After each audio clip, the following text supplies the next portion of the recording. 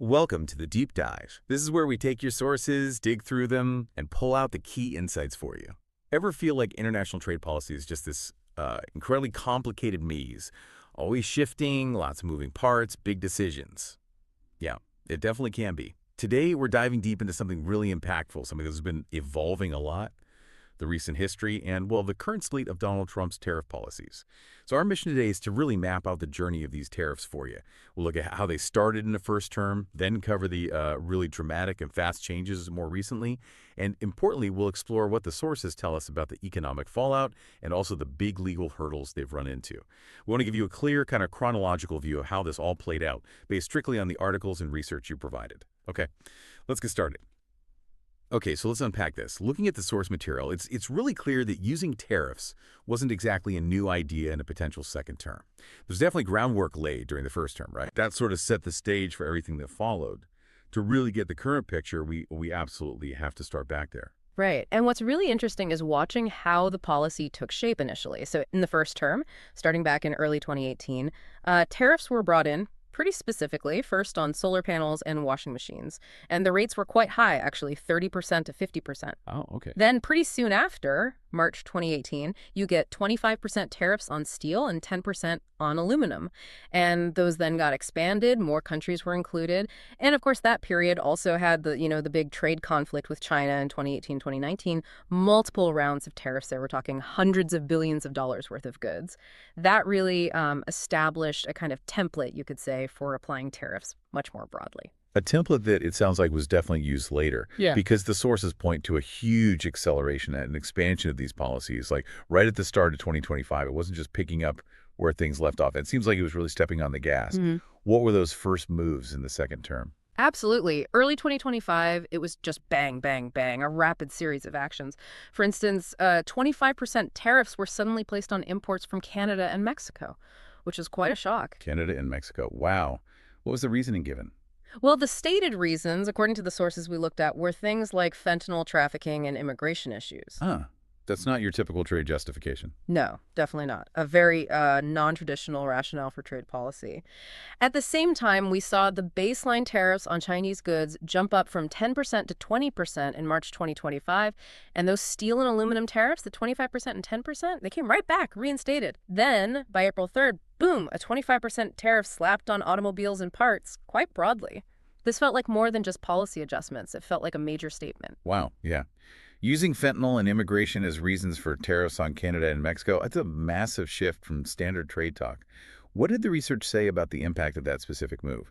Was it seen as effective for those issues, or did it just cause, immediate friction? The sources definitely point to the diplomatic friction, the strain it caused. They don't really dig into whether it worked for those specific stated goals, though.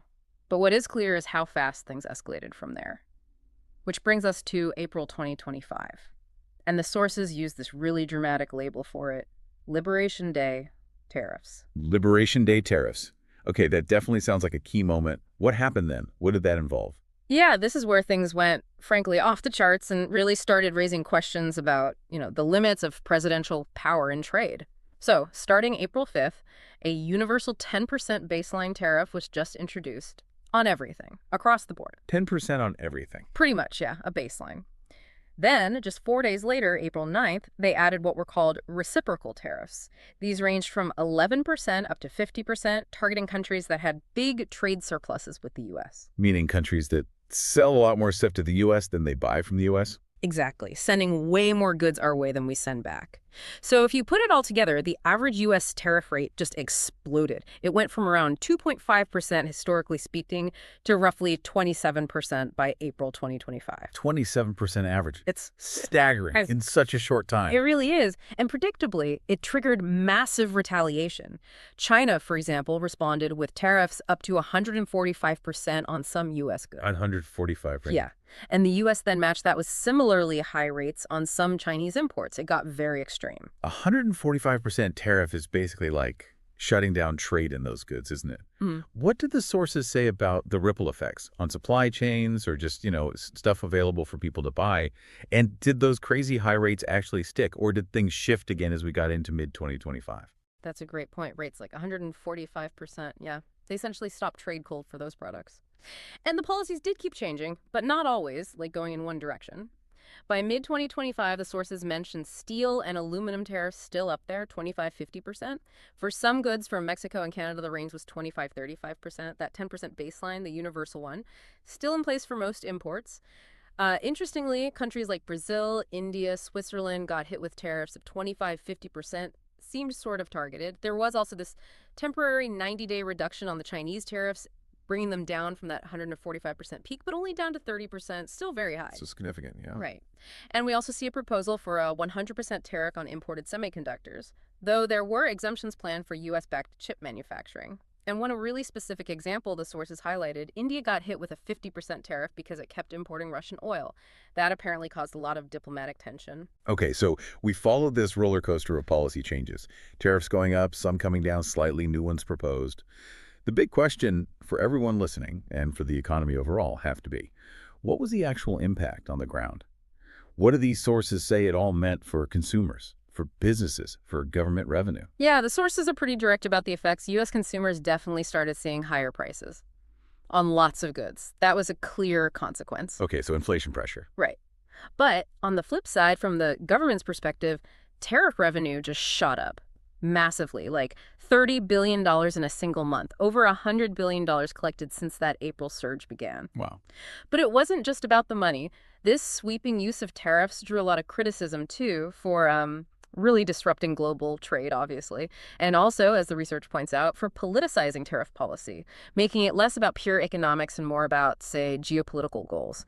That phrase, politicizing tariff policy, that's interesting. Can you unpack that a bit more? What parts became political instead of just economic? And what were the consequences of that shift beyond just, messing up trade flows? Because, I mean, given how huge and fast these tariff hikes were, you have to assume someone challenged them legally, right? Yeah. What do the sources say about that angle? Well, the politicization part really refers to using tariffs as a tool for things unrelated to trade balances, like we saw with the Canada-Mexico situation citing fentanyl, or the India situation with Russian oil. Instead of just addressing economic imbalances, tariffs became leverage for other foreign policy objectives. The sources suggest this just added way more unpredictability and risk into international dealing. Okay, I see.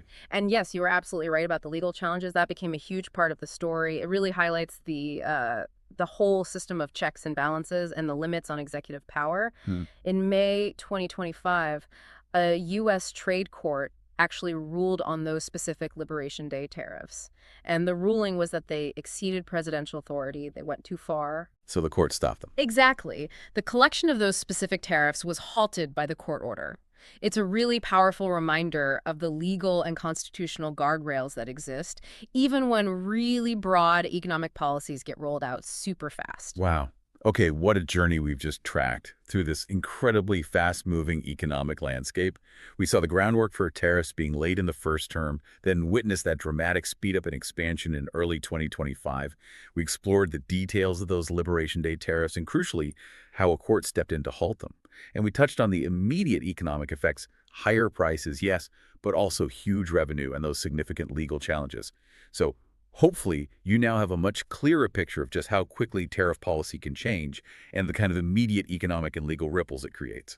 Right. And so thinking about these rapid shifts, this use of tariffs for both economic and, frankly, political leverage, and then that really significant court ruling that pushed back, what do you think this signals for the future of global trade deals, and maybe how all of this could eventually touch everything from, the price of goods in your shopping cart right through to high-level international diplomacy?